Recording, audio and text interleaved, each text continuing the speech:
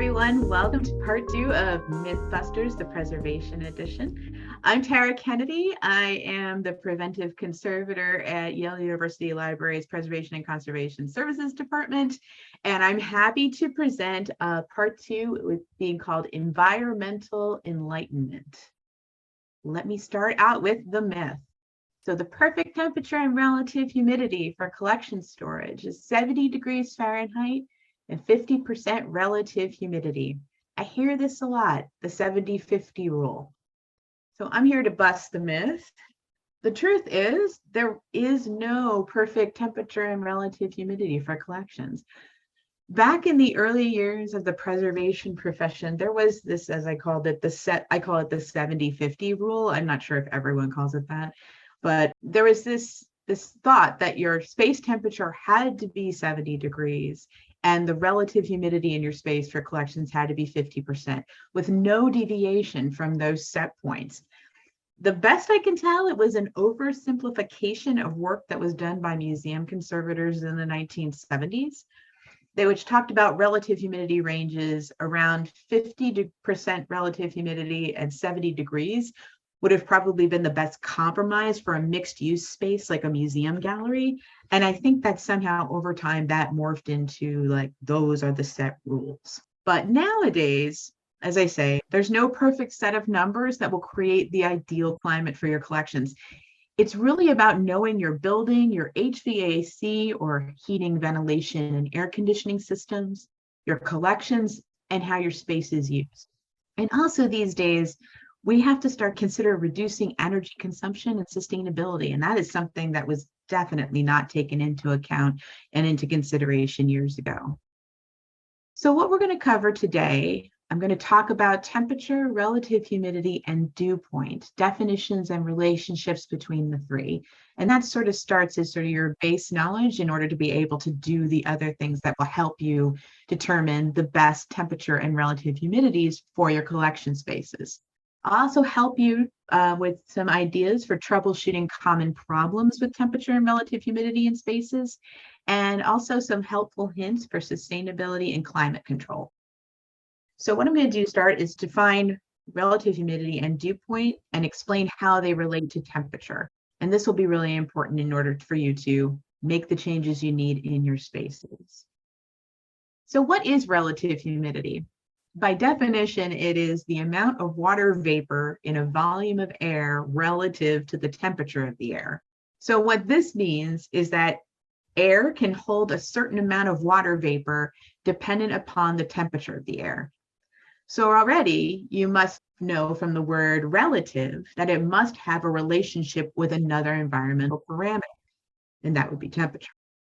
And what is dew point? The temperature at which water will condense out of air. So basically, when the dew point and the air or space temperature are the same, you will get rain or dew. Dew point is considered a constant when you're talking about environment. It does not change based on the temperature of the air, unlike relative humidity. The amount of water in the air is a constant, unless you remove the moisture from the air somehow. So to demonstrate that, I found this cute cartoon about how when temperature and dew point are the same, boom, dew is produced in the little happy raindrops that are singing "we." So that was the fun representation. And now I'm going to try a pictorial one that might help with actually understanding dew point versus relative humidity. So I have to tell you, I'll be honest with you, this was a concept that took me a good while to grasp. So I like to explain it thoroughly because I think it's very important when considering the dampness and dryness of your spaces. So the images in front of you represent the conditions in a collection space, let's pretend. Space number 1, which is the space on your left, has a moisture content or dew point that is the same as the space temperature, and that's represented by that circle. That results in 100% relative humidity in the space, and condensation will form on the walls, etc. And if the temperature in the space were to continue to drop, condensation would continue to form. Now, what if we raise the temperature? And that's what we do in space number 2. So that's this picture in the center. that has an air temperature of 80 degrees with the dew point of 65. It's the same as it was in the first picture on your left. So this would result in a relative humidity of 60%. And note that the amount of moisture in the air is exactly the same. That hasn't changed.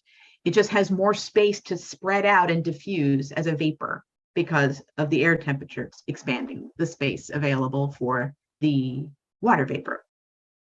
And then space number 3 on your right has an air temperature of 90 degrees, and the dew point is again the same, 65. So again, we see the relative humidity drop as the temperature rises because there is more space for the water vapor.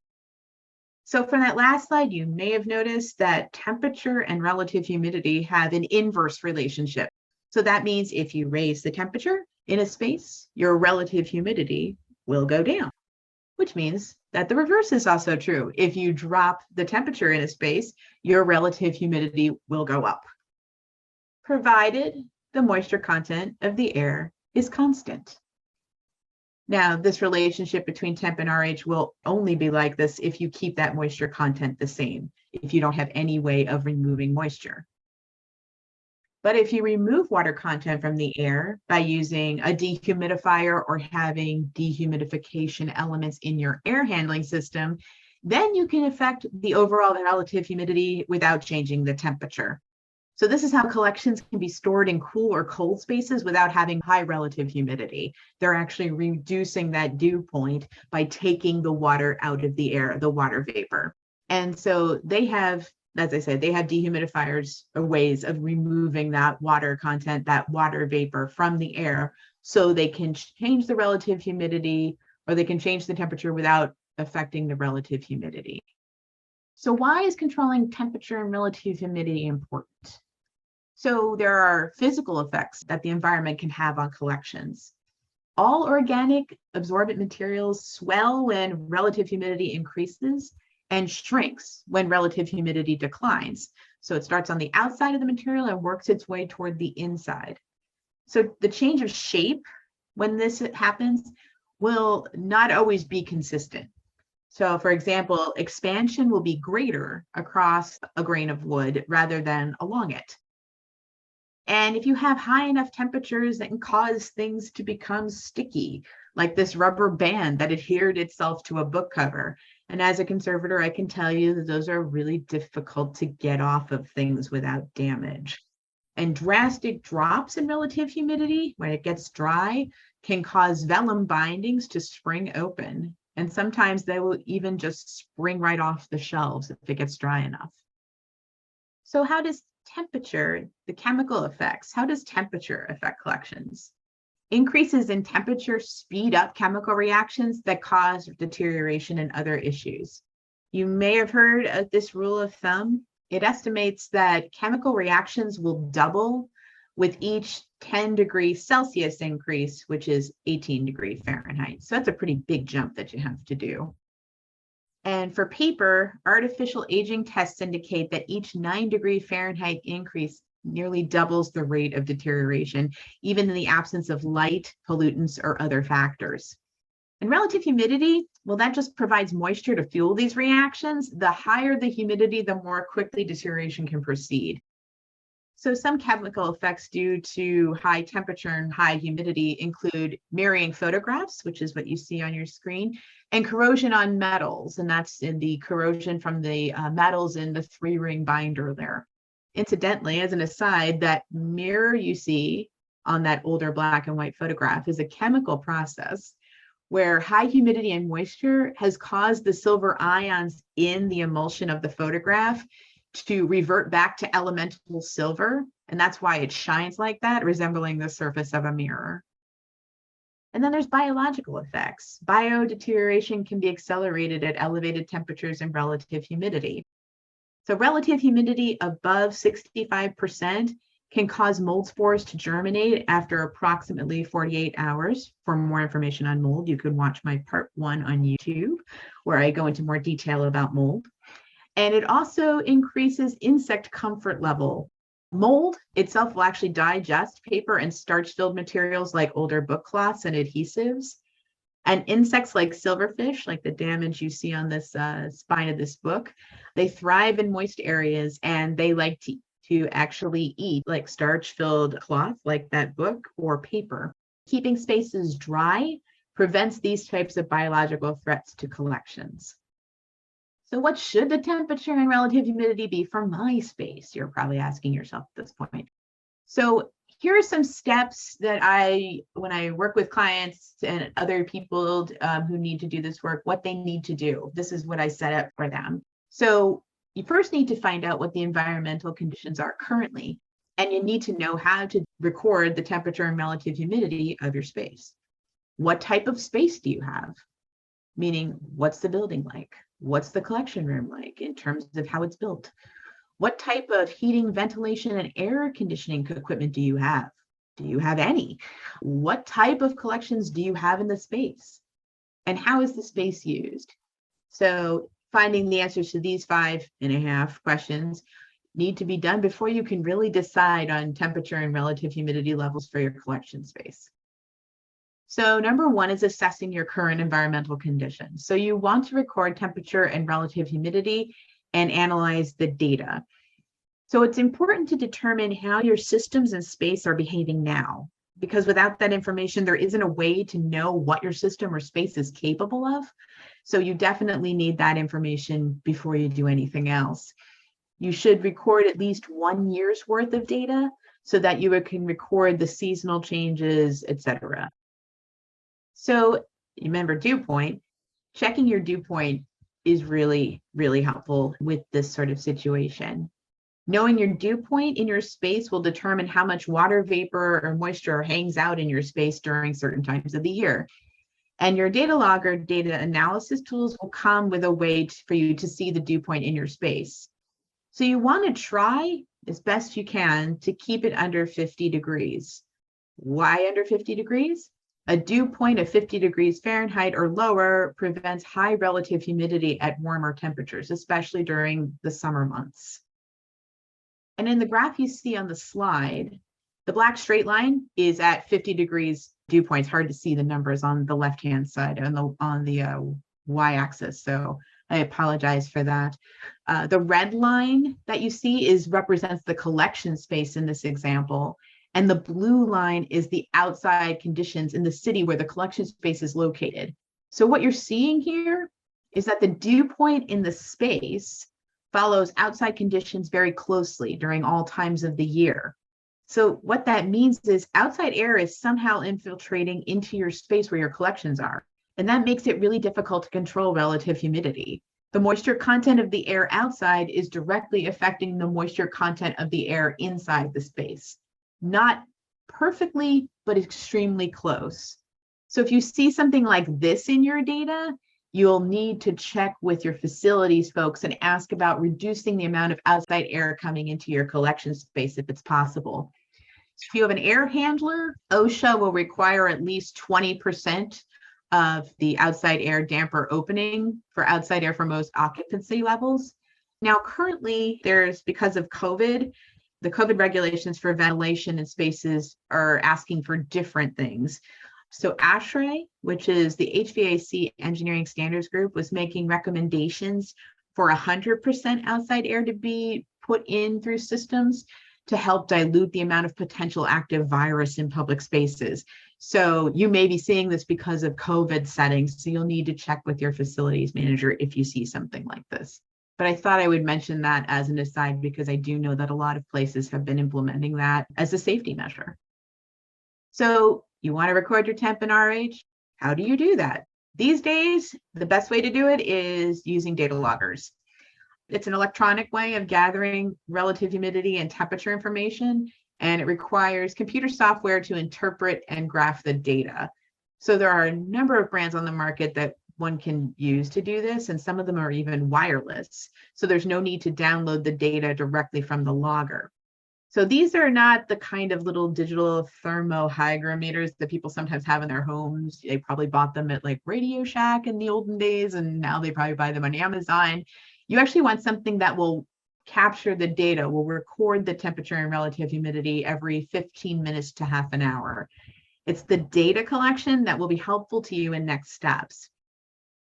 So once you've collected the data, you will need to look at the data to determine how your space is behaving in terms of its temperature, relative humidity, and dew point. And your software can also do some calculations for you, showing you average temperature, average relative humidity ranges, the lows, the highs, and show graphs of trends. So number 2, what type of space do you have? Was your building built to house collections? Is it a purpose-built building? Does it have proper insulation to maintain inside conditions? If you're unsure, talk to your facilities folks about the building. Ask about insulation and vapor barriers.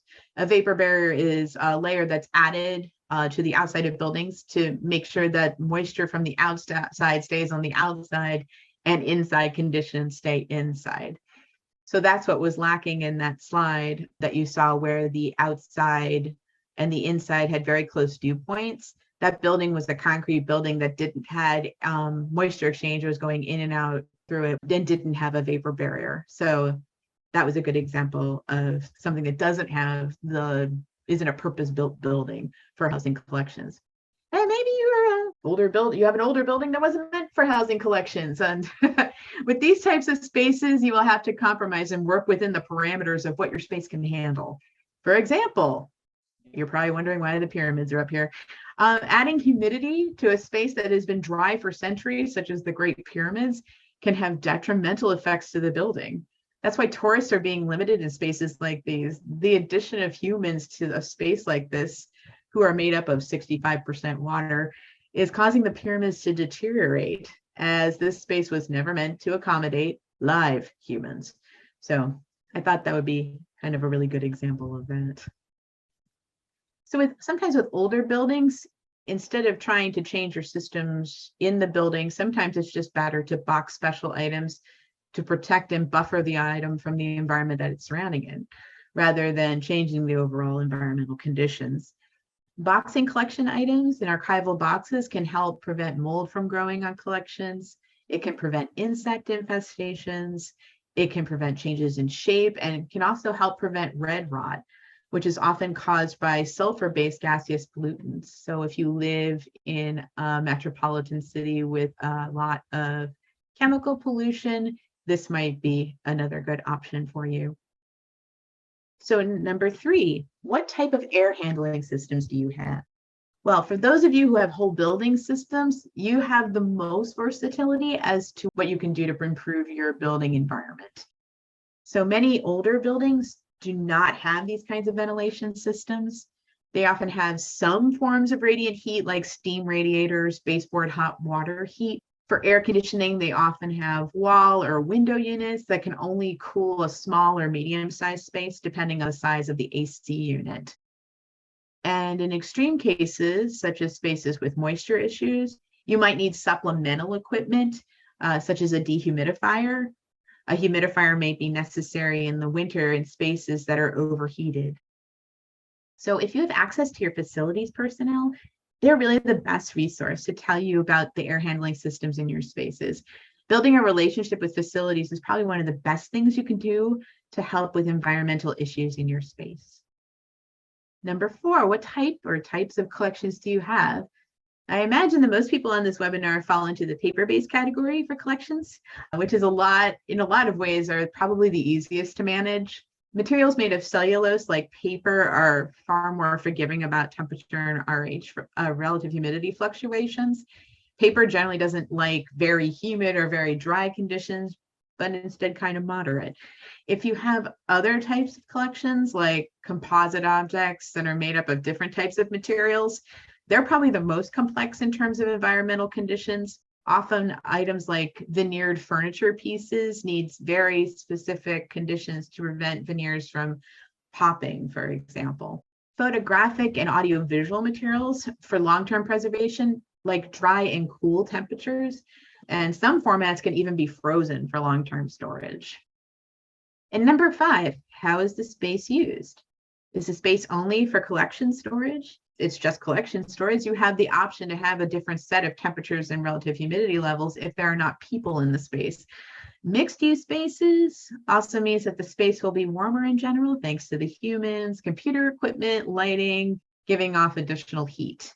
Environmental engineers will often call this heat load, the heat load of a space.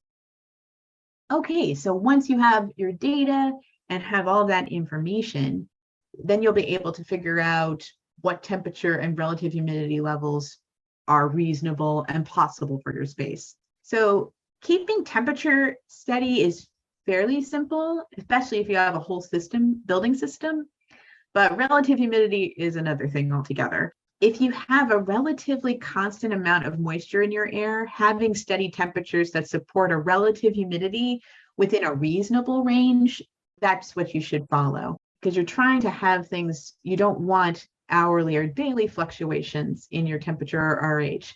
So it's about keeping things steady rather than trying to reach a particular target number. So if you can, you want to aim to keep your relative humidity between 30 and 55%. And that's a good range for most collections, especially paper-based. Ideally, you don't want your relative humidity below 30% RH due to the possibility of the drying out of organic materials. And a relative humidity above 65% is the threshold for mold spore germination in still warm air after a 48-hour period. So in some cases, especially if you don't have good relative humidity control, you might want to create different set points following the seasons. So if you remember, it gets pretty dry in the winter time as we all crank up the heat. So if you turn down the heat when possible, then the RH will respond in an inverse way and will raise the RH a little bit and hopefully keep it out of that really dry, desiccated zone that we're trying to keep collections out of. And keeping temperatures a little warmer in the summer will keep your RH from becoming too high. So just remembering that inverse relationship with temperature and relative humidity will probably go a long way for helping to find the right set of temperature and relative humidity levels that you're looking for in your spaces. There also used to be a rule that temperature and relative humidity settings had to be the same 24/7. Not anymore. If you can do evening setbacks, lowering the temperature to save on money and energy, as long as you're not putting your collections at risk by letting the relative humidity drift too high or too low, it's absolutely fine to do that. And also will be helpful for sustainability purposes as well. So some other recommendations. The first one I kind of mentioned about boxing. If you have a few select items that are particularly rare or special, or maybe bound in vellum or parchment, things that are particularly sensitive to temperature and relative humidity changes, you might consider placing it in an archival box or other type of archival housing material. Having an archival housing around an object, like for example, a vellum book, helps to buffer the outside environment and protects it from light, dust, pollutants, and insects. And some of these may seem fairly obvious, but I like to mention them anyway. Make necessary repairs to the building. Do you have any broken windows or windows that won't close correctly? Repairing those can help keep your inside conditions regulated. And in some cases, you might consider sealing the windows if you have problems with closing and you're wanting to keep the temperature and relative humidity at a certain level in your space. Fixing leaky roofs and pipes, condensing pipes can help reduce your air's moisture content and help with relative humidity. That would be a really big one. If you know there are water sources that don't need to be in your spaces, that would be a pretty big one to try to have done. So that will reduce your overall dew point. And if you're trying to control your conditions inside with your current heating and cooling equipment, keeping windows and outside doors closed, well, it should help with that. So let's try some helpful hints, troubleshooting temperature and relative humidity in your spaces. It's too warm in my collection space. So I know a lot of buildings in the New York area are older and may have steam or hot water heat. Turning off or decreasing the amount of steam to specific radiators is a great idea if it's too warm in a space, especially if they're putting out too much heat. So I can relay a story where in the Stacks Towers at Yale, there was a space that was very dry and very warm. And once I saw the data, I could see that during the seasons when the steam was turned on for campus, the temperatures just shot up in there and the relative humidity shot down. So I worked with facilities to turn off some of the radiators in the collection space. There were a ton of them. And I'm thinking we don't need them all running at full blast. We just need some of them running to keep like temperatures that are comfortable for people if they're in the space, but also not drying out everything. So doing that, even dropping the temperature just a couple degrees, helped to raise the humidity during the winter months. So that was a huge help. And I mentioned checking your heat load. So I mentioned heat load before about people and computers. So this can come from, like I said, people, computer equipment, lights, radiant heat from windows. If you can, try to use light sources that don't create extra heat, like using LED light bulbs instead of incandescent bulbs, for example. Try to utilize sleep mode or turn off computers and associated equipment when they're not in use. And if you can use shades, blinds, or curtains to reduce the amount of radiant heat from the sun, that's also very helpful. And what's awesome about these is they also help to save energy. So this isn't actually like a two for oneer, if you will, for if your collection space is too warm. Okay, it's too humid in my collection space. So you want to look for any excess water sources. I mentioned that earlier. Condensation from water pipes, leaky windows, dripping faucets. Look for anything that might be producing additional moisture to the air in your space, and ask that pipes be insulated, leaks fixed, etc. And once you've done due diligence and looking for these water sources, that definitely should help somewhat. And if that's not enough, you can always turn up the thermostat a couple of degrees, and that will reduce your relative humidity. It might not be an extreme drop, but sometimes it can be enough to get you out of the quote unquote danger zone for mold germination. If you can get below 65% relative humidity, you're in good shape. So if those methods aren't effective, you can try dehumidification through absorbent or electric dehumidifiers. Absorbent dehumidifiers contain a salt that's called calcium chloride. And because of its structure, it being a salt, it readily absorbs water from the air until it becomes a solution, essentially a briny water, which can be safely poured down the drain. And incidentally, this is why your table salt sticks together in salt shakers if you leave them out during humid weather, and why people stick rice in there, because rice will take on the moisture before the salt will. And you can find these under the brand name Damp Rid. I've seen a lot of TV commercials for that lately. And I found another one that's the picture I'm showing here, called Humidry or Humidry, Humydry. But I know Damp Rid is readily available. I've seen that in stores quite often. And then there's always the electric dehumidifiers. They work by essentially making water condense out over a cooling coil. They have it reach 100%, like the temperature in the cooling coil reach dew point, and water condenses out. And it condenses out into a tank, which can have a pump that pumps the water out of the tank through a hose down a drain or a sink. Then it expels warm, dry air out of the top of the machine. So when you're using dehumidifiers, it's really important to choose one that will sufficiently dry your space. I put the link there, and it's a pretty easy link to just write down. That's in the slide there. If you go to that website and scroll down a little bit, there's a chart that helps you with selection depending upon the square footage of your space and how damp the space is. So you'll know what size or capacity to buy for your dehumidifier. That's often a thing that I think people don't think about when they buy dehumidifiers. So it's important to remember that. And so what if it's too dry in my collection space? Well, similar to what happens with the humidity being too high, instead of turning up the thermostat, you can turn down the thermostat to try to keep the relative humidity higher. Adding moisture to the air also can be done in a number of ways. You can use electric humidifiers. They can be used to add moisture to the air. And if your radiators are not too close to collections, you can put bowls of water on the radiators to add water vapor to the space. Wet cloths on non-electric radiators, like the older steam radiators, is also helpful. Just don't use water near any of the electrical-based heating elements if they're run on electricity. And I imagine some folks have probably tried some of these techniques in their own homes. I know I have. So in terms of sustainability, honestly, a lot of what I talked about for some of these troubleshooting hints and other things will actually help with sustainability as well. So adjusting the thermostat is a big one. It can help with energy use, turning up the thermostat in the summer a couple of degrees and turning it down during the winter. You'll save on energy costs and it'll keep the relative humidity within comfortable ranges for collections. If you have variable speed blowers or supply fans or return fans in your air handling systems, you can keep them at the lowest setting or have them only in the auto setting position so that they'll run when the space needs to be cooled or heated. And setting back your temperatures at night. If you have a really good building envelope with good insulation and a vapor barrier, you may be even able to turn your systems off completely at night.